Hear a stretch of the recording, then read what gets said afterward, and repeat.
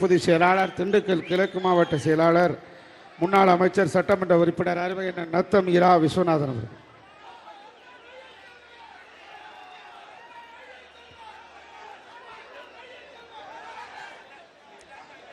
வையத்துள் வாழ்வாங்கு வாழ்பவர் வானுரையும் தெய்வத்தில் வைக்கப்படும் என்றார் வள்ளுவர். வள்ளுவரின் வாக்கிற்கிணங்க பூவுலகிலே அவதாரம் எடுத்து வையத்துள் வாழ்வாங்கு வாழ்ந்து மறைந்திருக்கின்ற நமது கழக நிறுவன தலைவர் புரட்சி தலைவர் எம்ஜிஆர் அவர்களையும் இதய தெய்வம் புரட்சி தலைவி அம்மா அவர்களையும் வணங்கி தொடங்குகிறேன். இரும்பு தேசத்தின் கரும்பு மனிதர், மனிதநேய செம்மல், சேலத்து மாங்கனி,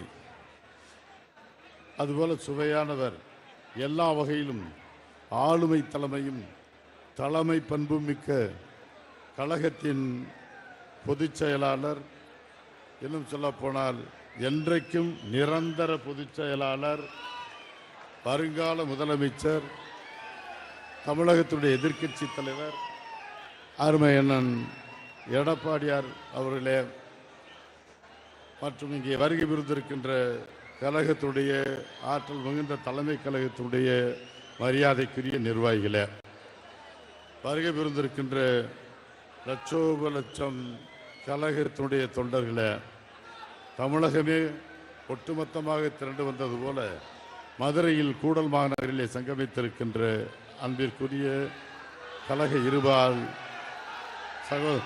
நிர்வாகிகள, இன்றைக்கு மதுரையிலே நடக்கின்ற இந்த கூட்டத்தை பார்க்கின்ற பொழுது, இந்த மாநாட்டை பார்க்கின்ற பொழுது, இங்கே முக்கடலும் சங்கமித்தது போல இந்து மகா சமுத்திரமும் அரபிக்கடலும் வங்காள விரிகுடாவும் ஒட்டுமொத்தமாக சங்கமித்தது போல இங்கே ஒட்டுமொத்த தமிழகமும் இன்றைய கூடல் மாநகரிலே வந்து கூடியிருக்கின்றார்.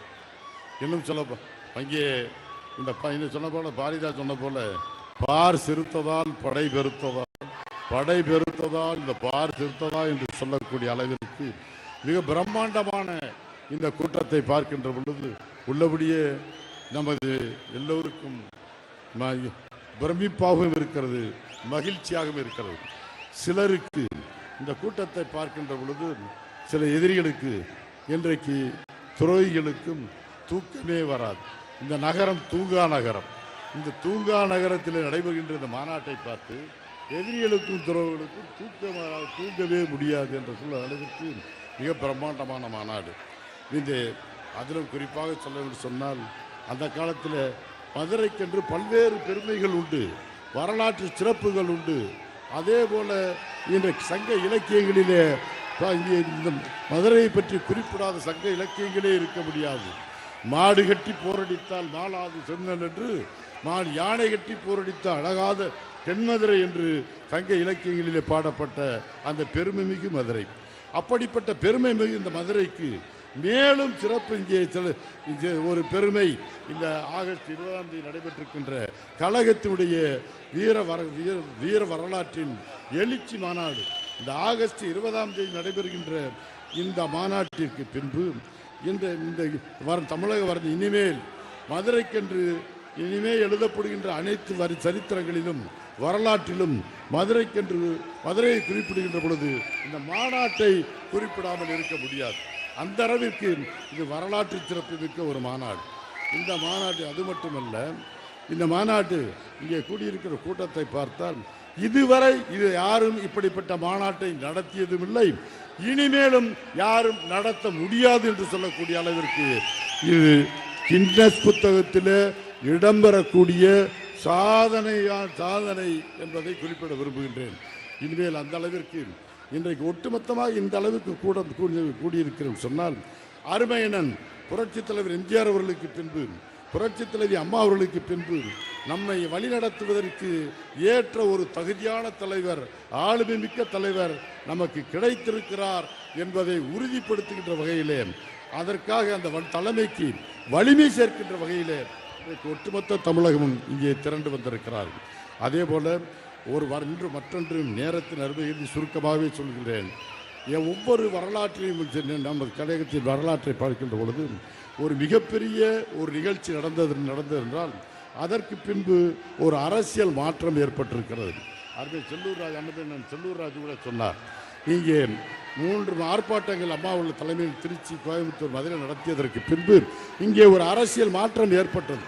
அதே போல திருநெல்வேலியிலே நடந்த அந்த மாநாட்டிற்கு பின்பும் கழகத்தின் அங்கே எழுச்சி மாநாடு, அதற்கு போல வெற்றி மாநாட்டிற்கு பின்பு இங்கே ஆட்சி மாற்றம் ஏற்பட்டது. புரட்சி தலைவி அம்மா அவர்கள் தலைமை பொறுப்பை ஏற்றார்கள். அதே போல இந்த மாநாட்டிற்கு பின்பு நிச்சயமாக ஆட்சி மாற்றம் ஏற்படும். அருமையண்ணன் எடப்பாடியார் தலைமையிலே இந்த தூங்கா அரசிற்கு இன்றைக்கு அது முடிவு கட்டப்படும் என்பதை தெரிவித்து ஒன்றை மட்டும் சொல்கிறேன். இது ஆகஸ்ட் மாதம். ஆகஸ்டிலே ஒரு சரித்திர நிகழ்வை மட்டும் சொல்கிறேன். ஆகஸ்ட் புரட்சி என்பது நீங்கள் எல்லாம் அனைவரும் அறிவீர்கள். அன்றைக்கு ஆகஸ்ட் புரட்சியிலே தான் வெள்ளையனே வெளியேறு என்ற கோஷம் அன்றைக்கு ஆகஸ்ட் புரட்சியில் முன்வைக்கப்பட்டு அதற்கு பிறகு இந்தியா சுதந்திரம் பெற்றது. அதே போல இன்றைக்கு ஆகஸ்ட் 10ஆம் தேதி நடைபெறுகின்ற இந்த மாநாட்டிற்கு பின்பு கொள்ளையனே வெளியேறு, கோபால்புரத்து கொள்ளையனே வெளியேறு என்ற கோஷத்தை முன்வைத்து நிச்சயமாக அந்த கோஷம் வெற்றி பெறும். அருமையண்ணன் எடப்பாடியார்கள் மீண்டும் தமிழகத்தில் முதலமைச்சராக அரியணையில் அமர்வது உறுதி. அண்ணா சொன்னதை மட்டும் நினைவில்கே மிக பிரம்மாண்டமான கோடிக்கான லட்சக்கணக்கான பல லட்சம் பேர் திரண்டிருக்கிறோம். இவ்வளவு பேர் திரண்டிருந்தாலும் நாம் கூடி கலையும் காக கூட்டங்கள் அல்ல, கூடி பொழியும் மேக கூட்டங்கள் என்று அண்ணா சொன்னாரே, அதை நிரூபிக்கின்ற வழியிலே நாம் அனைவரும் கூடி பொழிகின்ற மேக கூட்டங்களாக இருந்து